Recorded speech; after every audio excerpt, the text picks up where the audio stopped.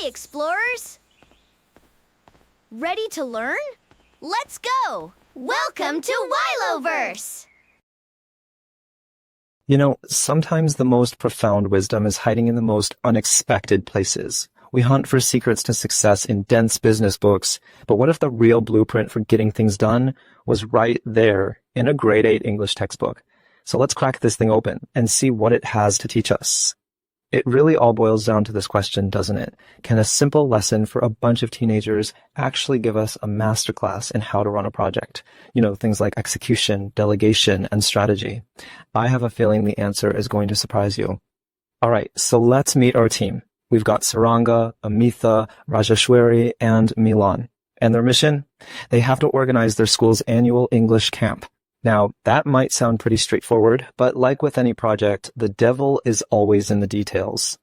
And check out their very first move. Rajeshwari kicks things off with what is honestly the perfect opening line for any project meeting.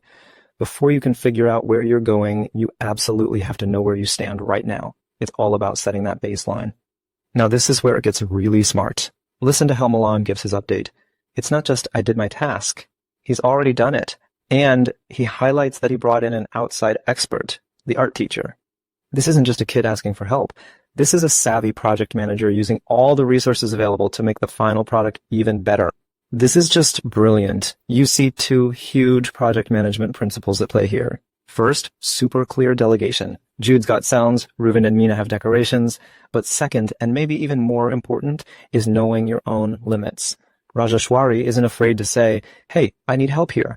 That's not a weakness. That's a sign of a great leader. Okay, I know what you might be thinking. A grammar lesson? What does that have to do with managing a project? Well, as it turns out, everything. The way this team assigns tasks and takes ownership all comes down to the specific language they use. It's so clever. The textbook uses grammar to teach us about clear accountability. So the secret weapon they use is something called a reflexive pronoun. You know, words like myself, himself, themselves. But in the world of project management, this isn't just boring grammar. Nope. This is the language of ownership. It's how you make it crystal clear who is on the hook for what. So here it is, the actual toolkit for that language of ownership. It looks simple, right? But this is the key to getting rid of any confusion. When a team member says they'll do a task themselves, it's like a verbal contract. There's just no room for misunderstanding. Let's go back to that example from Milan.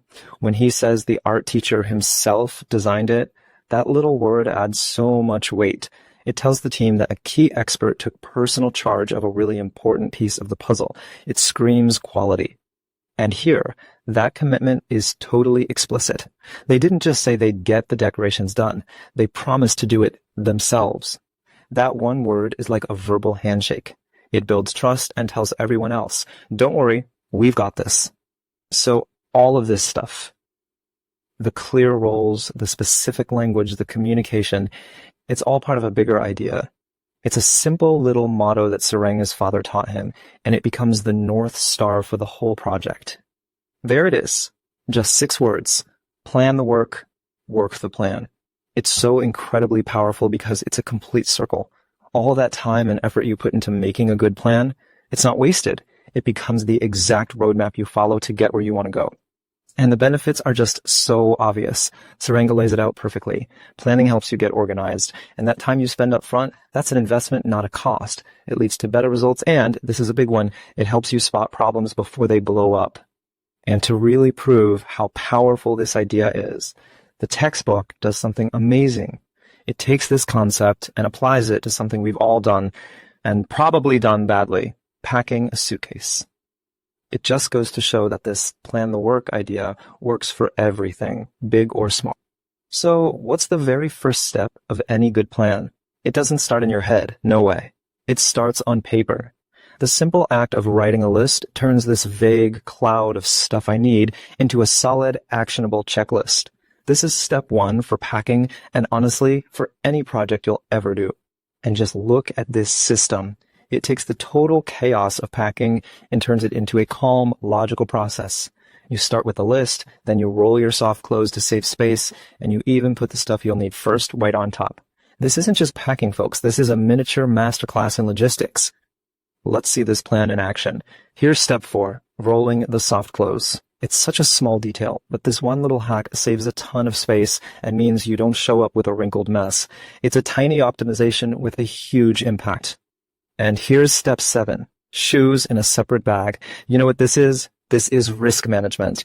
You're isolating a potential problem, dirt from your shoes, to protect everything else in the bag. Every great plan thinks about what could go wrong.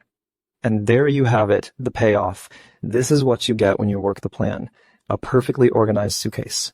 Everything fits. You know where everything is, and it's all protected. This is the beautiful, satisfying proof that the system works. But just when you think you've got it all figured out, that planning is everything, the textbook hits you with one final, beautiful twist. A lesson about knowing when the smartest thing you can do is to stop working the plan. And this lesson comes from a poem by Robert Frost called A Time to Talk. It's about a man working hard in his field, and he sees a friend call out to him from the road. Now, his plan for the day is to work, but he chooses something else. He doesn't just yell back. He stops what he's doing, puts his tool down in the dirt, and walks over to the wall just to talk. The plan can wait. The human connection can't. And that's the ultimate wisdom, isn't it? Knowing that our plans are there to serve us, not the other way around. And that's really the thought I want to leave you with. We can plan and optimize and organize every single part of our lives, from school projects to packing a suitcase. But in a world obsessed with perfect plans, how do you know when it's the right time to put the tool down and just go to the wall for a friendly visit? Thanks for exploring with us. See you next time. Keep learning and keep smiling. Bye!